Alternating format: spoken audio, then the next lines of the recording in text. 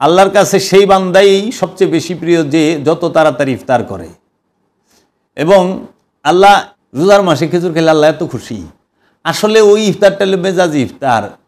ইফতার সবসময় আপনাকে মনে রাখতে হবে, ইফতার বিষয়টি কখনোই বাহ্যিক বিষয় নয়, ইফতার বিষয়টি কখনো বস্তুগত বিষয় নয়। এটি হলো সিয়াম। আর বর্জনের প্রথম মুহূর্তটিকে বলা হয় ইফতার। হাকিকতে রোজার প্রথমে ইফতার অনুশীলন, তারপর রোজা, এবং এই রোজাটি সারা জীবনের রোজা। হাকিকি ইফতারের সময় কোনটি? যেই মাত্র যারা দেহ মন হইতে আপন সত্তার ভিতরে খান্নাসরূপী শয়তানটিকে বিচ্ছিন্ন করে দিতে পেরেছেন, তারাই কামিয়াব হয়েছেন। রোজা ও ইফতার, পৃষ্ঠা নাম্বার 23, বাবা জাহাঙ্গীরের লিখিত কিতাব। রোজা ও ইফতার 6 রিপুর মাধ্যমে যাহা মন মগজে বাসা বাঁধতে থাকে, উহাই একটি একটি করে হিসাব করে বর্জন করে দেবার সাধনার নামটি হলো সিয়াম।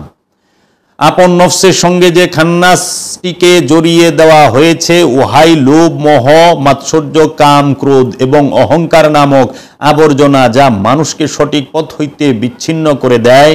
তাই এই ষড়রিপুর বন্ধনটিকে সম্পূর্ণরূপে উপড়িয়ে ফেলার জন্য সিয়াম একটি উপযুক্ত এবং সুন্দরতম মাধ্যম। হাকিকতে সিয়াম ও ইফতার কাকে বলে এবং কি? নিজের নফসের সঙ্গে যে খান্নাসরূপী শয়তানটিকে বর্জন করার নামটি হলো সিয়াম। আর বর্জনের প্রথম মুহূর্তটিকে বলা হয় ইফতার।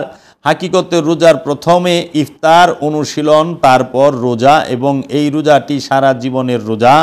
হাকিকি ইফতারের সময় কোনটি?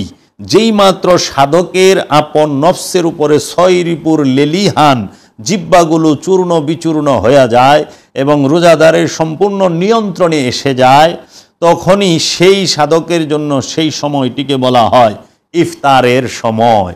তাই আমি নিজে আপনাদের সামনে একটু বলতে চাই যে ইফতার বিষয়ে, ইফতার শব্দটি, এই শব্দটি ফার্সি এবং আরবিতেও অনেকে বলে, কিন্তু ইফতারের আরবি আমি যতটুকু আরব রাষ্ট্রে থেকে দেখেছি, এবং ফুতুর, ফুতুর মানেই হচ্ছে ইফতার, ছিন্ন হওয়া, টুকরো হওয়া, বিচ্ছিন্ন হওয়া, আলাদা হয়ে যাওয়া।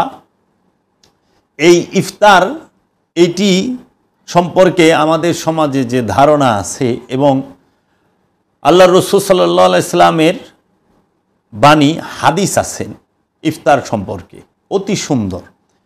তো আমি সবসময় প্রশ্ন আমার মনের মধ্যে এটা থাকে যে ইফতার কি রোজা ভাঙার জন্য একটি খাবার, নাকি আপন নফস হইতে খান্নাস ছিন্ন হওয়ার মুহূর্ত? আসলে ইফতার কোনটা? ইফতার কি উপবাস ভাঙার জন্য একটি খাবারের নাম ইফতার? আর সেই খাবারটা আমরা সচরাচর দেখি পানি, খেজুর, সুলা, ঘুমনি, আলুর চপ, বেগুনি, পেঁয়াজু, মুড়ি, বিভিন্ন প্রকার রুয়াবজা শরবত থাকে, অনেক কিছুই থাকে, মিষ্টি মন্ডা। তা আল্লাহ তো বলছেন যে যত তাড়াতাড়ি ইফতার করবে, আল্লাহ রসুল সাল্লাল্লাহু আলাইহি সাল্লাম বলেছেন যে আল্লাহর কাছে সেই বান্দাই সবচেয়ে বেশি প্রিয় যে যত তাড়াতাড়ি ইফতার করে। এবং আল্লাহ এই ইফতার যে করে তার প্রতি খুশি হন। তা এমন কি আমরা বুট মুড়ি খাইলে, এই ঘুমনি মুড়ি বানায় খাইলে, আলুর সব পেঁয়াজু বেগুনি দিয়ে, আল্লাহ এত খুশি? আবার এক এক দেশের মানুষ এক এক জিনিস খায়। যেরকম সৌদি আরবের মানুষ খায় ইফতারের মধ্যে খেপসা, তারপরে লেবন খায়, জুস খায়, খেজুর খায়, আপেল খায়, কমলা খায়, ফল ফলাদি খায়, এবং ফাহাম, লাহাম, খবুজ এগুলো খায়। তা আমরাও খাই আইছি। আবার ওই দেশে এই যে ছোলা, মুড়ি, বুট এগুলো নাই ইফতারে। আরবিয়ানরা ইফতারের মধ্যে এই যে গুমনি, ছোলা, পেঁয়াজু বেগুনি, আলুর চপ, মুড়ি এগুলো খায় না। খায় হলো খেজুর, পানি, খেফসা, ফাহাম, লেহাম, লেবন, তারপরে পর্তুগাল, তারপরে আপনার এই যে আপেল, আঙ্গুর, ফল ফলাদি এগুলো খায়। আবার আস্তে আস্তে আপনি যখনই ভারতের দিকে আইবেন, এরা তখন আবার পাকোড়া টাকোড়া দিয়া মুড়ি টুড়ি বানায়া খায়, আমরা যেরকম খাই। তো এই খেজুর খাইলে আল্লাহ এত খুশি। খেজুর কি আমরা সারা বছর খাই না? আমরা সারা বছর খেজুর খাই। সারা বছর খেজুর খাইলে আল্লাহ খুশি হয় না? রোজার মাসে খেজুর খাইলে আল্লাহ এত খুশি। আসলে ওই ইফতারটা হলো মেজাজি ইফতার। ইফতার সবসময় আপনাকে মনে রাখতে হবে, ইফতার বিষয়টি কখনোই বাহ্যিক বিষয় নয়, ইফতার বিষয়টি কখনো বস্তুগত বিষয় নয়, ইফতার বিষয়টি কখনোই খাবারের বিষয় নয়। ইফতারটি হচ্ছে ছিন্ন হওয়ার বিষয়, আধ্যাত্মিক বিষয়, অন্তর্গত বিষয়, প্রাণ জগৎ এবং মনোজাতিক বিষয়, অন্তর্গত বিষয়, প্রাণ জগৎ এবং মনোজগতের বিষয়। আপন প্রাণ হইতে যখন কামনাকে ছিন্ন করতে পারে ওই মুহূর্তটাই ইফতার। কামনা ছিন্ন হওয়ার মুহূর্তটাই ইফতার। খান্নাস নফস থেকে ছিন্ন হওয়ার মুহূর্তটাকে ইফতার বলা হয়।